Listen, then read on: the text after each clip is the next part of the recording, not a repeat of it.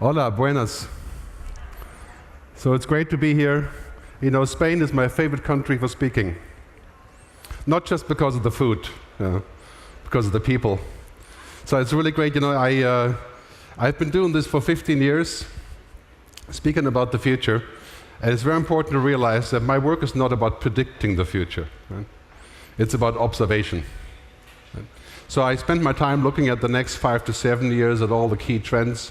And the last few years, all my speeches I speak at, people ask me, what is going to happen to humans when everything is technology? This is an important question, because when we talk about education, we're first talking about humans. Right? We don't have to educate machines. Right? So I wrote this book, Technology versus Humanity, 2 years ago, and it's now available in Spanish. To answer the question, or to try to answer the question about what will happen to people, I have a couple of free books here if you want to come up later. We can talk about it. So, this is the topic of today. Right? Humans and machines are converging, in a way. It's a strange thought, you know, when we use this machine here, that's our external brain, is your second brain. And if you have kids, teenagers, this is their first brain. Right? But you know, this machine has 1 million times the power of the machine that brought, the same power, sorry, that brought the Americans to the moon. This box here. Right? In 10 years, this machine will have 1 million times the power.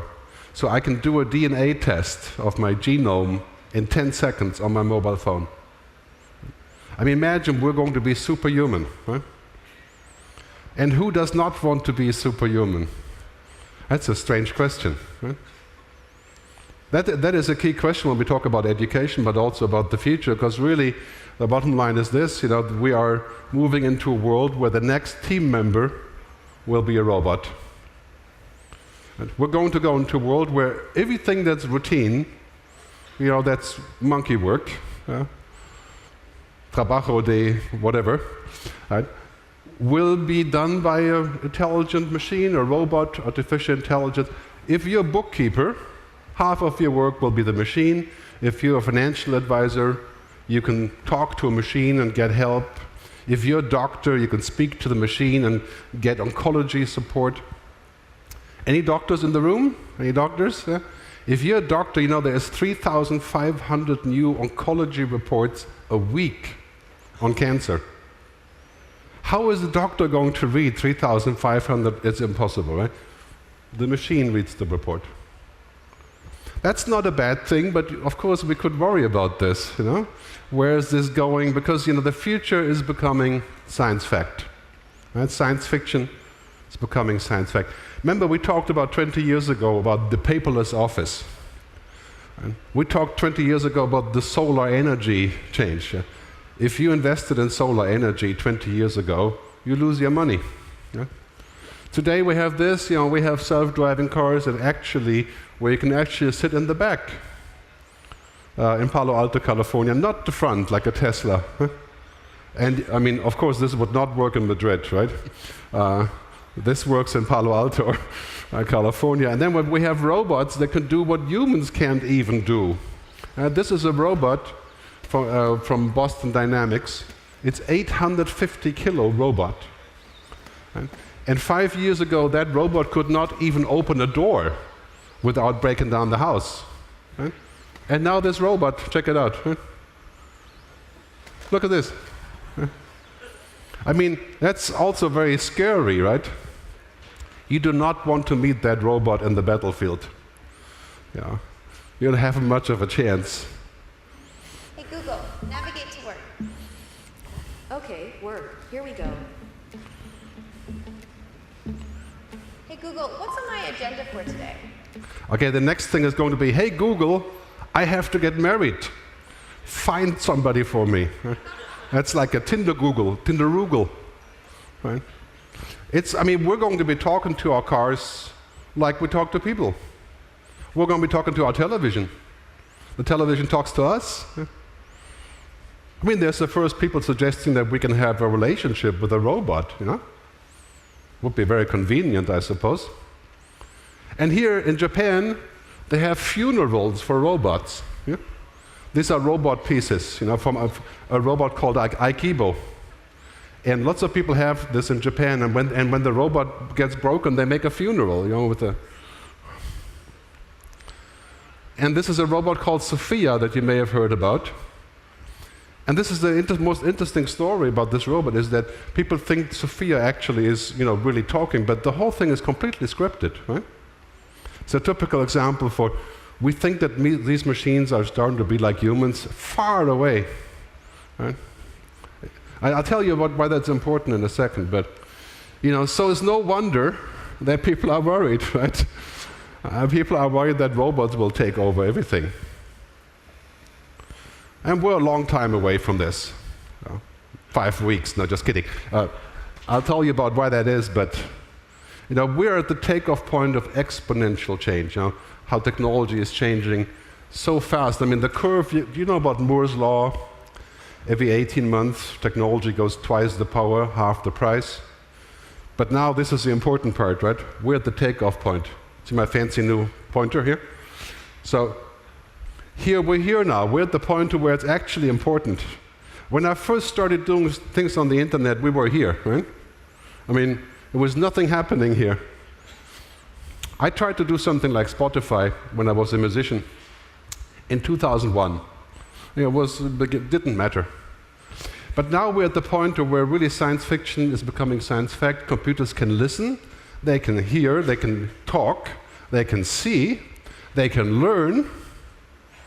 Can they love? No. Can they really do what we're doing every day? Not yet. 50 years? Maybe. But we're at the point where look at these things that are happening, right? I mean, it's just boom, right? The Internet of Things, smart everything, augmented reality, quantum computing. Very exciting. On one hand, yeah. I always say it's 90% good and 10% frightening. Right. What we don't want to see happen, that these things have so many consequences, social, cultural, political consequences, that they become 50% bad. Right? We have to keep a good eye on this. And who is going to help us that it doesn't become bad? Do you think the companies that are inventing this are going to help us to restrict it? That's very unlikely, right? I mean, Facebook, right? I mean, Facebook was magic and really great once, and today it's a panopticon, right? It's a surveillance machine. It's the biggest AI in the world. So, when we talk about the future, there's 5 or 6 game changers that we have to keep in mind, and this is really a big deal for education. Everything is becoming data. Everything is becoming cloud, healthcare, car, logistics, the Internet of Things. Everything is becoming smart. Right? Machines can actually do cognitive work. Everything is becoming computing with quantum computing. 3D computing, which is being invented right now. So we're thinking roughly in 5 years, a computer will have the capacity 1 million times of this box. Unlimited. So here's something we have to get used to in our world, right? We're basically moving towards a world, also based on blockchain, of course, where everything becomes, technology can do anything. Becomes limitless. Roughly 10 years, unlimited computing, unlimited mobile networks, unlimited sensors, unlimited cloud, unlimited battery, more or less, right? And unlimited energy in 20 years, solar energy. The only thing that's not unlimited, guess who that is? Right? Us. We're still just the same. We're going to get older, yes. We'll get more powerful. But we can't, this is not us, right? In fact, you could say humans have very little to do with all of this. I mean, humans don't care about data. Right? We're not computers. Well, I don't think we are computers. There are some people saying that we are computers. But we're going to change more in the next 20 years than the previous 300 years. Industrial revolution, the internet, the atomic bomb, the television, the telephone, steam engine. But now technology is actually changing us. Right? When I use the mobile phone and augmented reality, I think differently. Right? And this is the biggest problem, for example, in social media. It makes me think differently. Right? It's going inside my head. And now technology is actually going inside my blood. Nanobots in the bloodstream, genetic engineering. So when technology is on the outside, fine. But when technology is on the inside, it's a whole different thing. And if you're an educator or a teacher, you have to think about that. Because you know what that means is that machines can do your thinking. That's a good thing and a bad thing. Right? Right? Think about that for a second. Right? And we have to be very careful, because we don't want to live in this kind of world. Right? I call this machine thinking, where everything is an algorithm, every rule is written, right? Everything is out in the open, there's no privacy, there's complete surveillance. There's the first insurance companies who monitor your car, and then you pay as much as you drive, or how you drive. Right? Think about that for a second.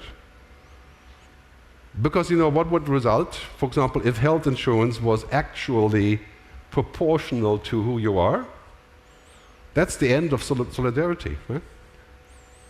It's a very bad idea.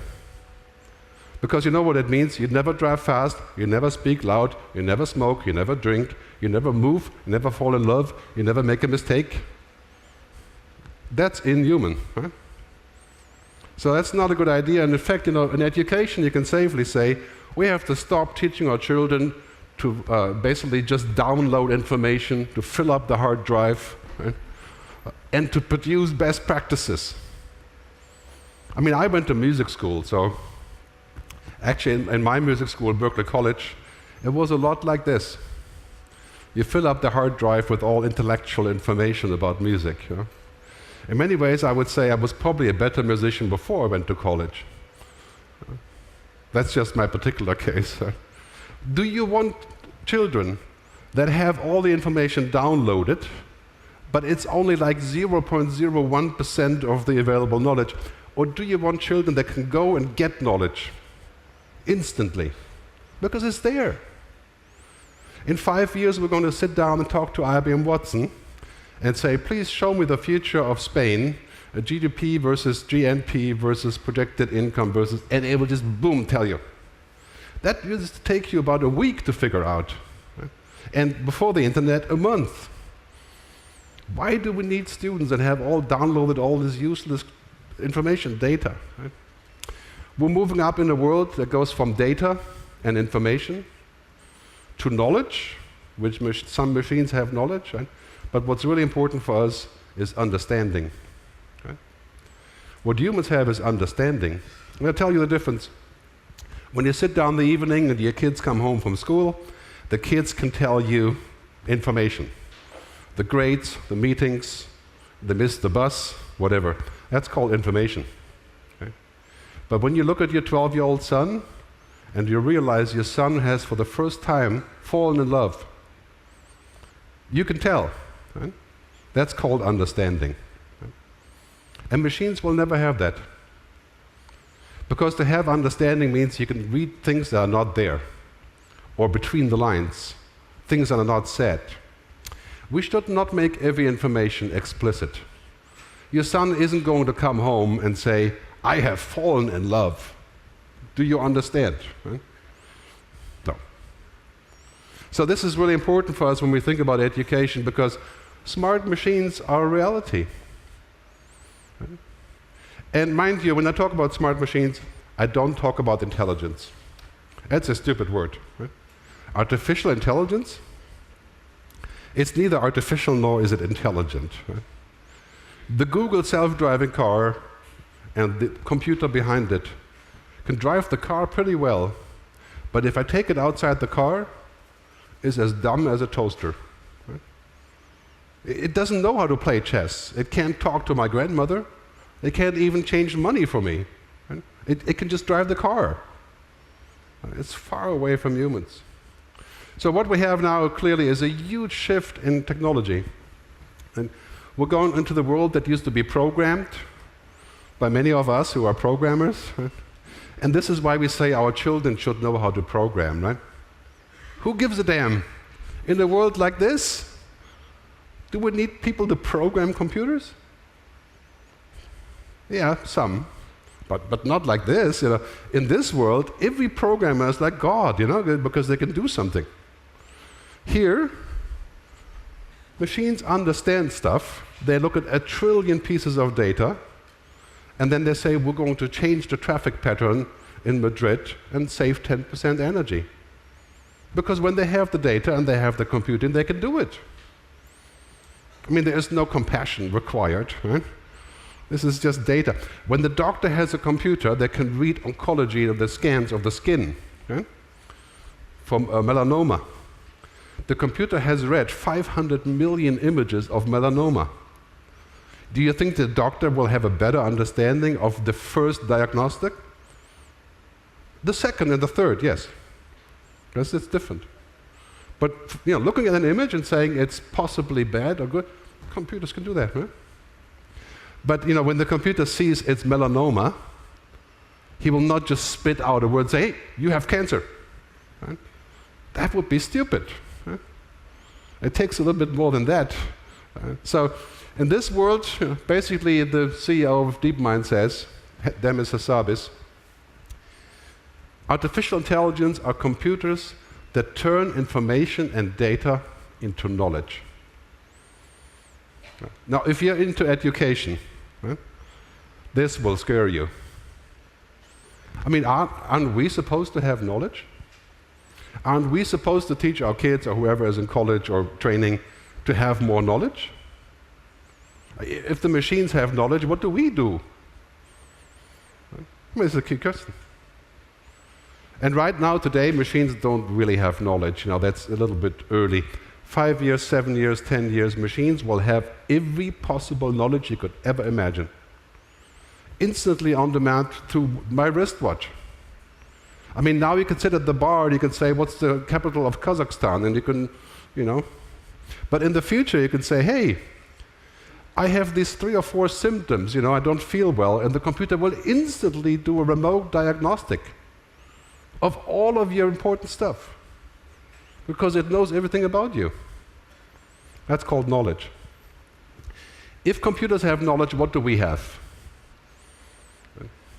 If we pride ourselves too much on knowledge, you know, we're missing the whole point. Right? Humans have understanding, they have foresight, they can look ahead, right?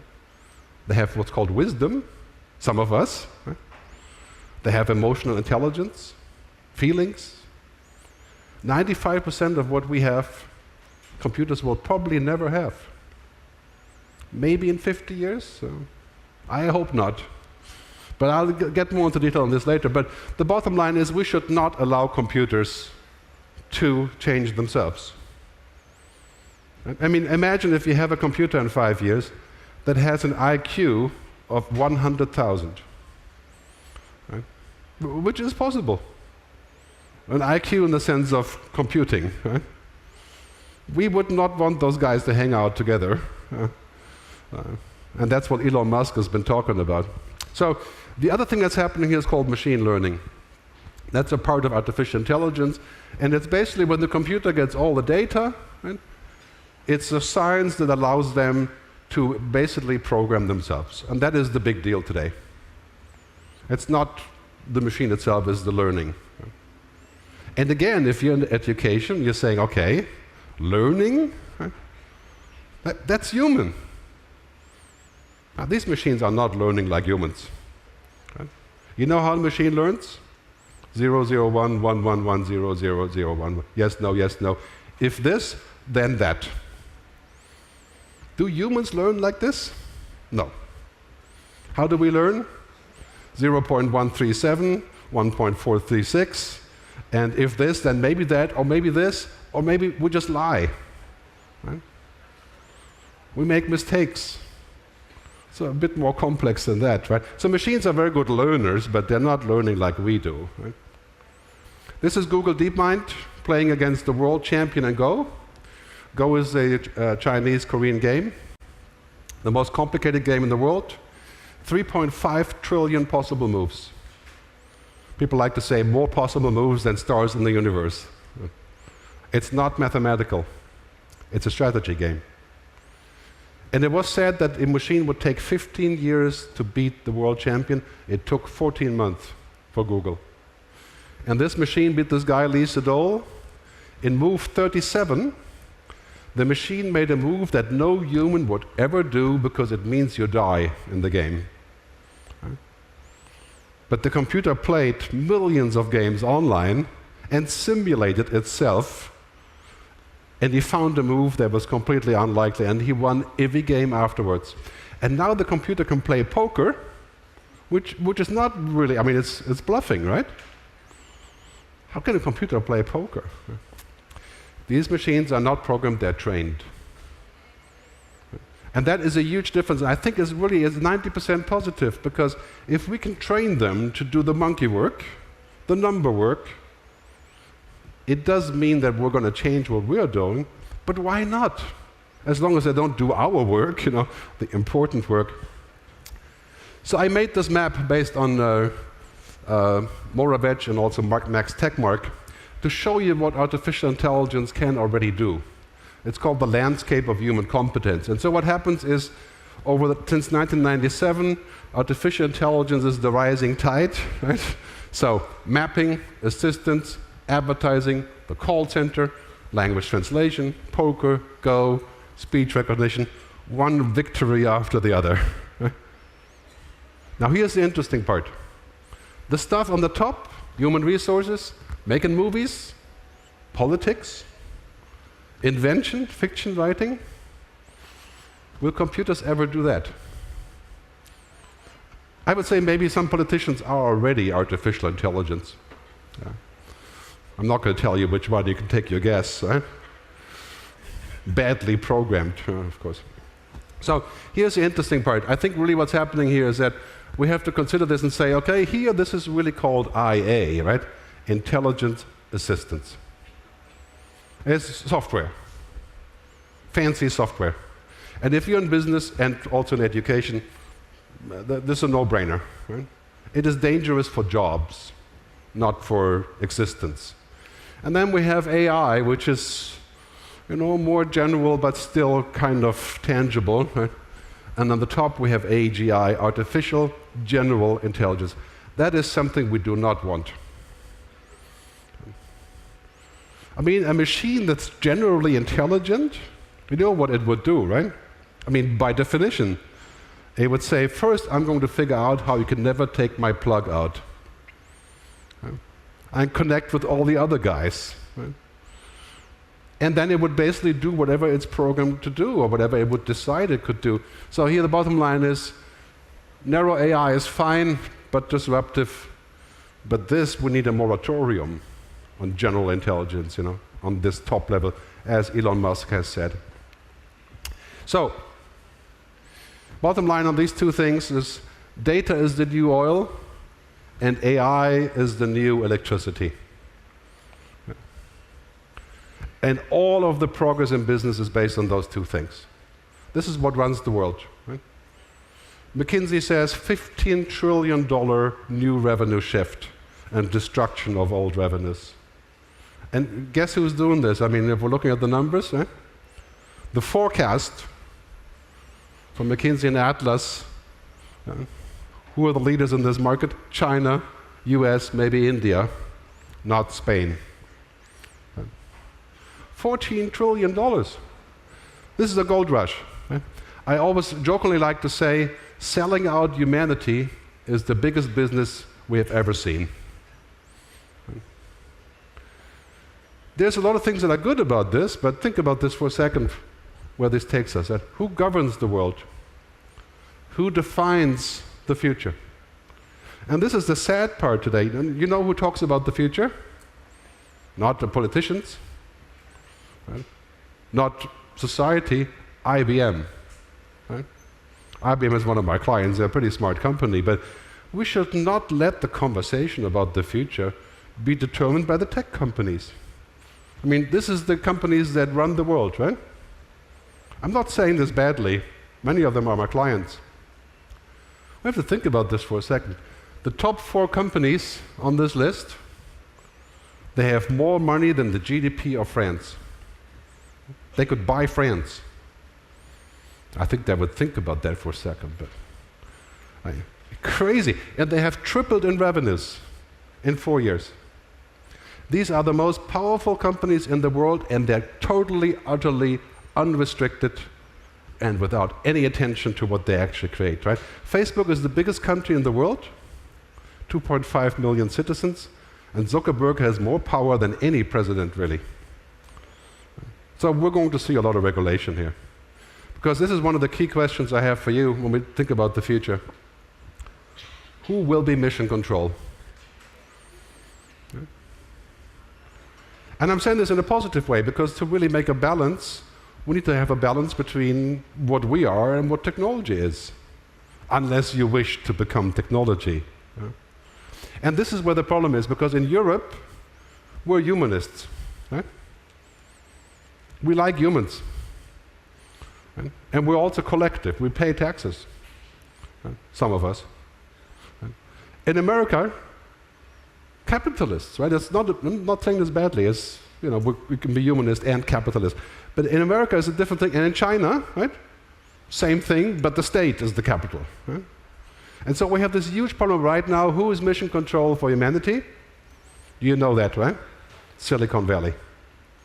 They control what we use, where we use it, how we use it, what the laws are, what we can, what we cannot do, and how we're going to live in the future. I think it's fine because they're really great companies, but it's time for compromise. When we think about education, right, we've got to think in this direction of what are called digital ethics. The ethics of technology. Because today, you know, we laugh about this, you know, we're addicted to the mobile phone, right? We're addicted to Facebook, Instagram. Yeah. We laugh about this, but you know, the reality is we're only on a scale of 100, we're at 3. Virtuality, augmented reality, robots, intelligent machines. You've seen the movie Her, right? The movie where you fall in love with your computer. Great movie to see. Right? I mean, we got to think about this. Ethics is the difference between what you have a right to do and what is the right thing to do. Okay? And here's the interesting part. In the very near future, you will have the power as a tech company to do anything. Anything. I'm not joking. Right? You have 45 companies in Silicon Valley that talk about the end of dying. This is not a joke. Right? That we may not have to die. You know, it will cost $1 million, but you know, the rich will never have to die. Genentech, you know, company funded by Roche, right? They're working on a genome therapy that gets you to live until 150 years old. I mean, think about this for a second. What is the retirement age in Spain? I think 63 for women or so. Right?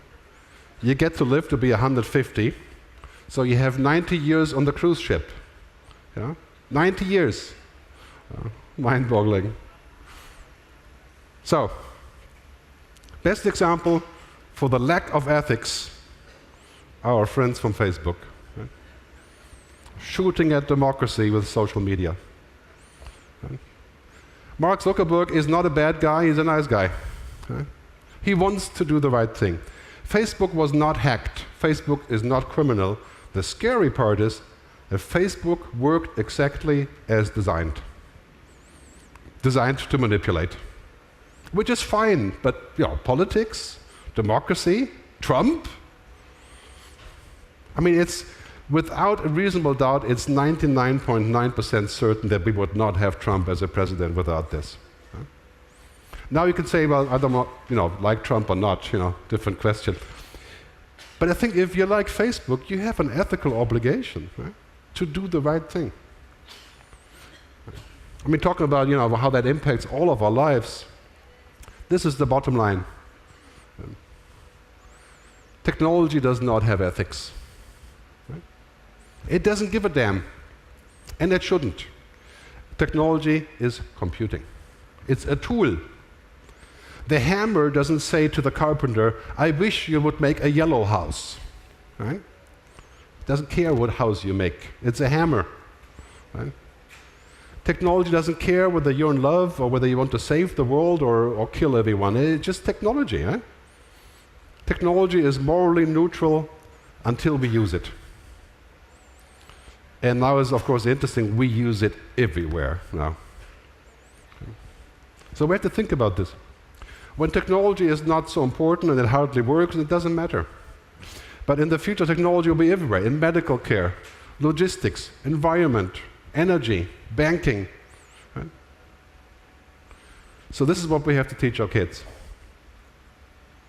Some people say we have to teach our kids to be a good character.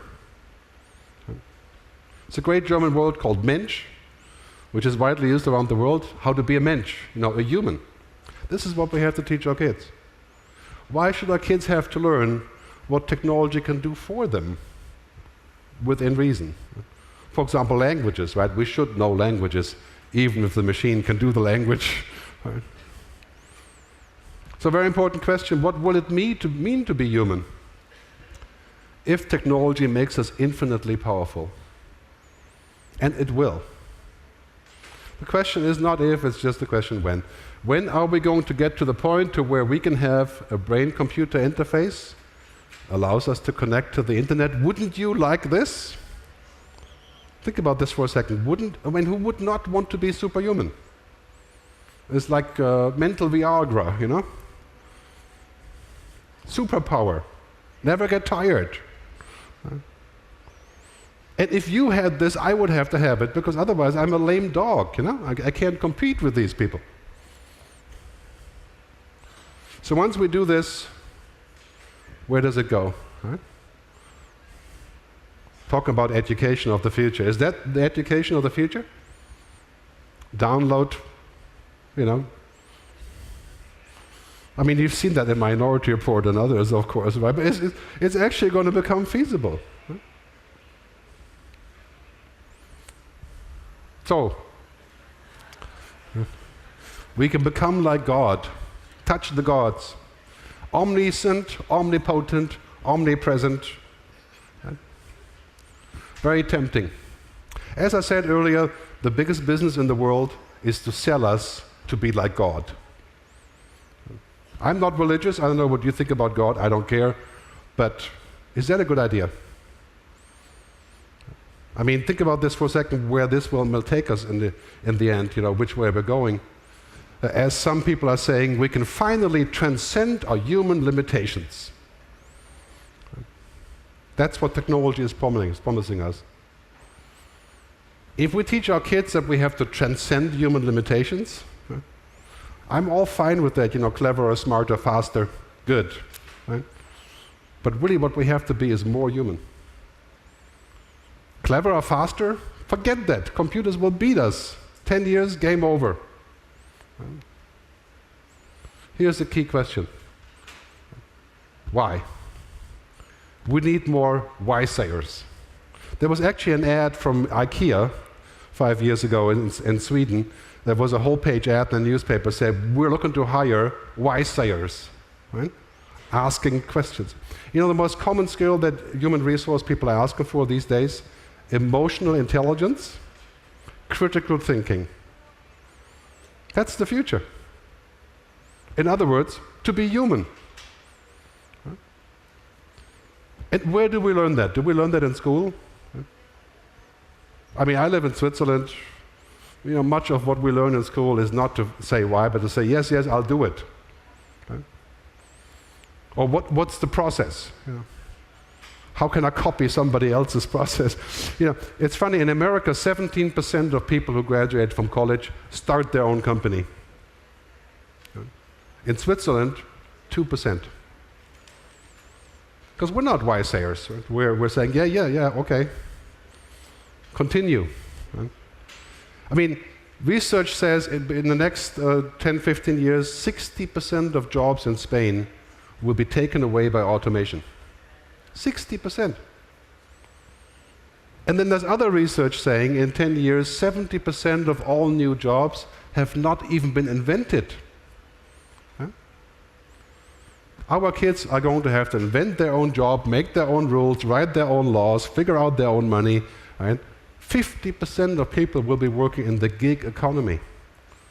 50%. So we better make sure that actually works. Eh? As I like to say, societies are driven by technology, but defined by humanity.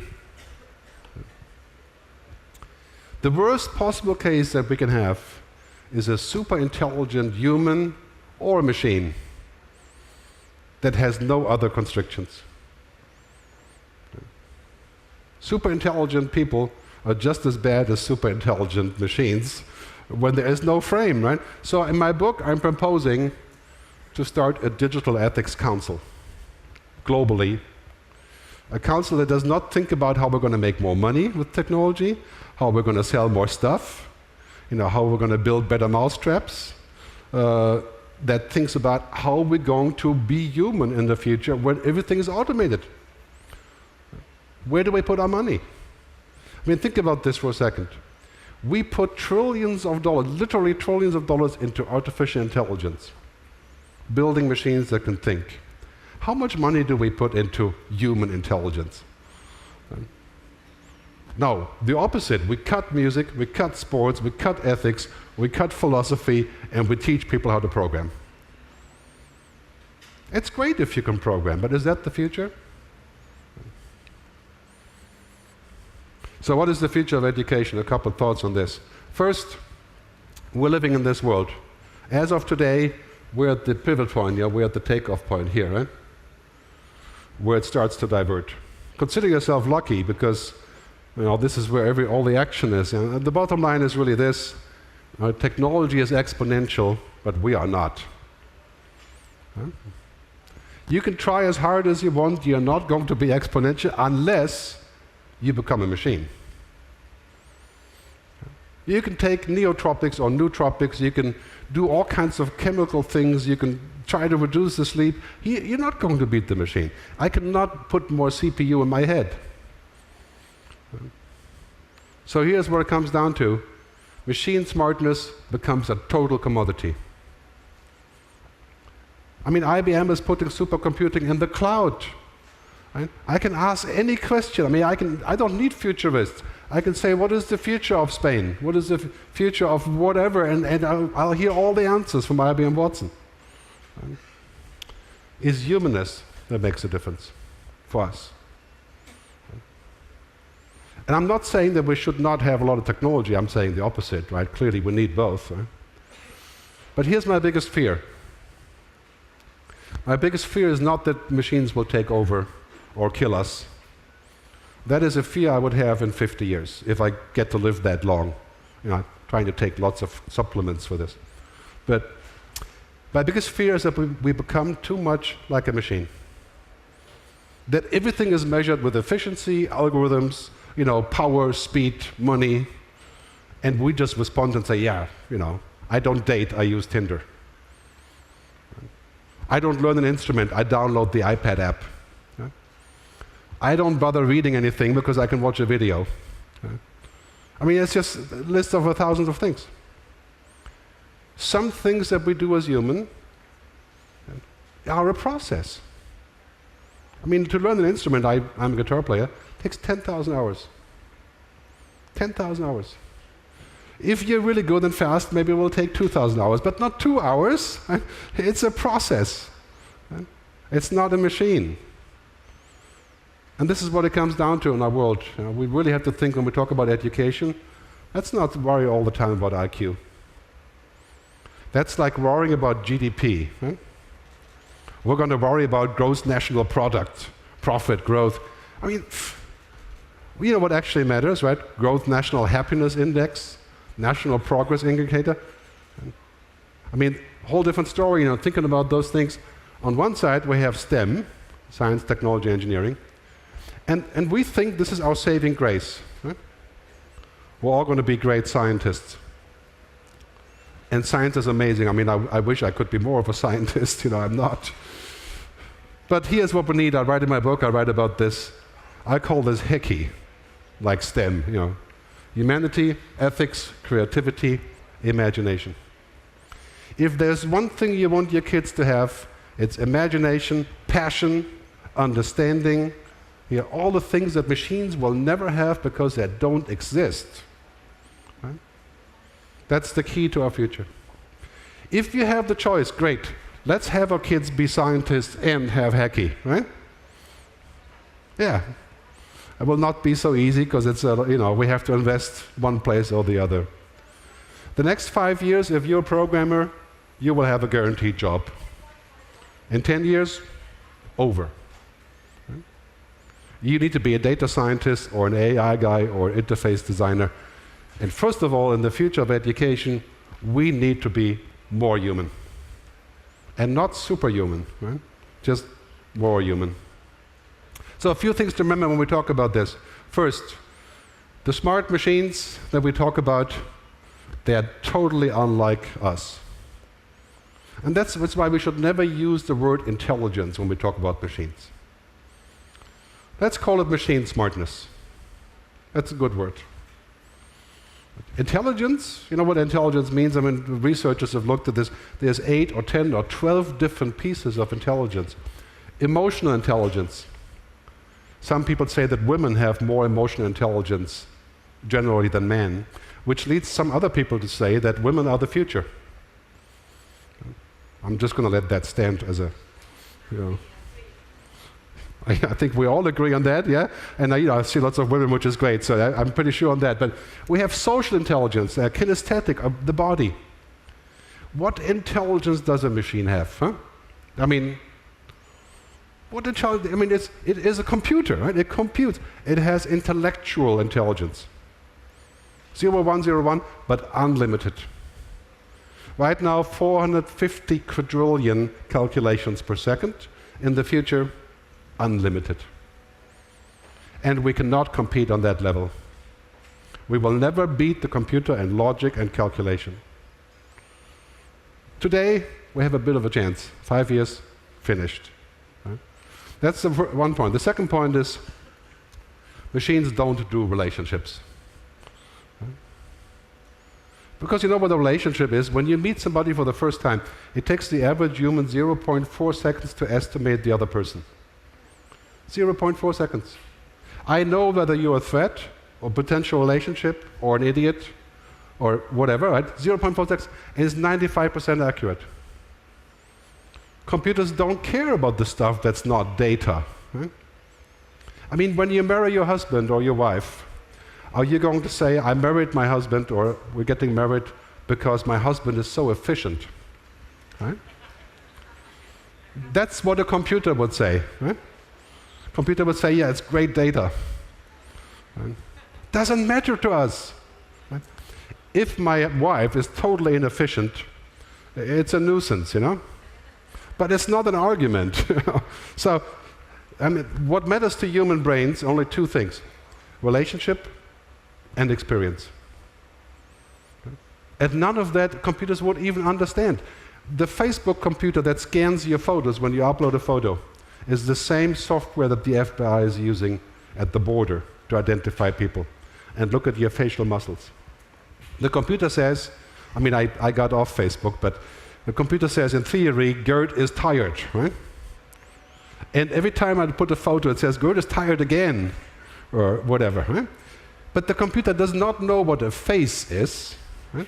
And he certainly doesn't know what it means to be tired. This is just data. Tired 11101, data. Right? It has no comprehension of any value of that data. Second, this is what we do as humans, right? We don't think with the brain, we think with the body. As many psychologists have said, right? We think with the body, not with the brain. So computing is a bit more complicated than this, right? And of course, computers don't have bodies for the time being. Happiness is not an algorithm. It's not a download. It's not an app, and humans aren't code. Okay? And that's what we have to teach our kids. The world is not a machine. Other humans are not code. You can't program happiness. Okay? You have to discover it. And this is part of the process that I think we have to think about when we talk about education. So, as Seligman said in his book about happiness, very important summary of that is basically what we really are looking for is this. It's called PERMA, right? Positivity, engagement, relationships, meaning, accomplishment. That's what creates happiness. And some philosophers have said, technology is really not what we seek, but how we seek. It is a tool to find this. Right? Technology is not this. It's a tool to get there. And we need to teach our kids that. When you look around, I can see many people have more relationships with their screen than they have with people. The most common, the most busy social network users have the biggest suicide rate in the world. People who are on social networks all the time have the highest suicide rate in the world. It makes lonely, right? And loneliness is the #1 killer in the world. It's not obesity, it's not cancer, it's loneliness. Right? The stats on this are pretty surrounding when you're looking at all of these things. So, how do we define our jobs from this and our purpose? Right? How often I hear this? Right? We're going to be useless. Right? We're the horses of the digital age, the pets of the robots.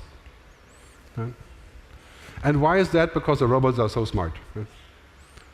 And to which I say, well, I think that's true for some jobs. We'll be useless, like driving maybe, flying an airplane, maybe, bookkeeping.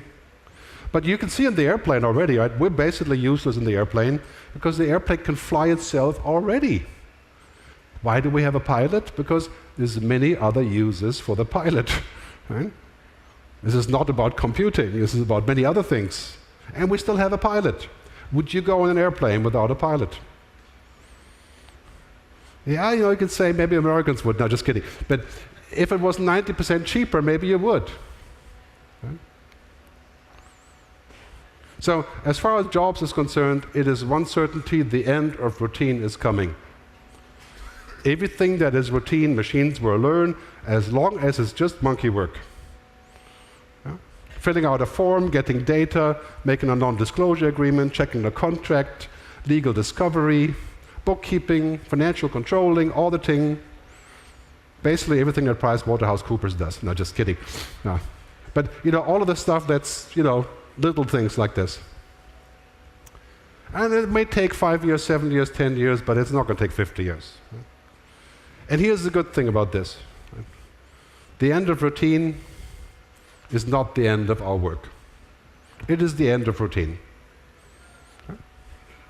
If your job is 100% routine, checking out at the supermarket, your job is toast. Right? And that is difficult, because it's still a job. Yeah? We have to work on that. But for us, when 50% is routine, so what? Right? We can find other things to do, better things to do. If the doctor has a 60% routine, writing out prescriptions, the computer can do it great. The doctor has more time to talk. If the doctor doesn't have to go and research stuff all the time and look up the latest cases, maybe the doctor has more time to think. Or he can play golf, whatever. And also, do you know how much work we have that's currently out there that is not paid or voluntary? Right? Taking care of kids, taking care of elders, social work, artist work, writing books, government work. Right? We could pay for that. The doctor could do social work because he has time. So here's the important part, because of this routine thing, anything that is not routine, that cannot be digitized or automated, becomes extremely valuable. And that is where education is going. We need to teach our kids to have passion, empathy, imagination. Einstein once said, imagination is more important than knowledge. And I would be careful with this, because obviously Einstein was a genius, right? He had a lot of knowledge. Right? So I'm fine with knowledge, but really what is important is imagination. Can you think of something else? Can you rethink, unlearn, reskill? Right? Let me wrap up by saying how we're going to do the future. We call that doing the future as opposed to talking about it. The future is better than we think. That's my first point. Do not worry so much about machines and AI, and I mean, these things are, we have to think about this, right? But there's so many amazing things that we can do with technology. Right? I mean, so many people are worried about the future. Climate change, big problem. Right? And robots will take our work, and then they will kill us. Right? Okay, we can think about that. It's a topic, but you know, the future is a lot better than that. We have reduced poverty. We have increased education worldwide. Right? We are solving the energy problem. Right? I mean, there's so many good things.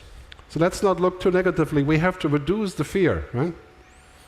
You cannot go into the future based on fear. But on the other hand, on the other hand, let's not be stupid. Right? We have to keep the caution. Caution means we're not going to do everything just because it can be done. Right? If we can connect our brain to the internet, I think that is a very bad idea. Even if it can be done, and Elon Musk is proposing it, right? The future, in a nutshell, is this, right? We're going to live in a world that's completely underlined by technology like the cloud and the Internet of Things and intelligent machines, and that is our future. We're not going to go back. But on top of that, we need this, right? We need to put the human in the middle, not the technology. Technology is a tool. Let's not get carried away and fall in love with the tool. Right? We want to fall in love with people. And that's really what education is about, is to understand those things, right? Humanity on top of technology. And let's make no mistake about this either. You're going to need to understand technology to do that. If you don't understand technology, you don't use technology, it's a very likely chance it will not be there to show you humanity. Right?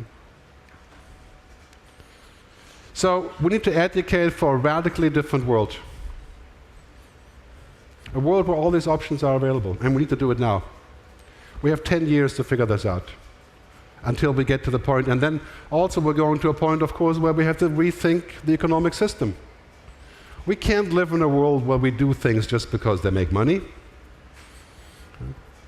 This has been talked about for 50 years, and we're finally getting there. I call this people, planet, prosperity. And this is also my personal approach to how I live, right? I mean, prosperity is great, but let's mix it up with two more things, right? What's good for the planet, for people. And that's what we have to teach our kids. So I come to the end and basically saying, you know, we have the same cards we've always had. Morals, values, ethics, understanding. Right? But technology is adding new cards every single day. Right? We have to invest as much money and resources in technology, in humanity, as we invest in technology. And this is what education is all about. We cannot cut down on the stuff that makes us human just because it costs money. Because if we do that, we're going to end up being a machine. Very bad idea. So, bottom line is, this is what defines our future, right? These two poles, good technology, bad technology. And as I say in my book, we have to embrace technology, but not become it. Thanks very much for listening.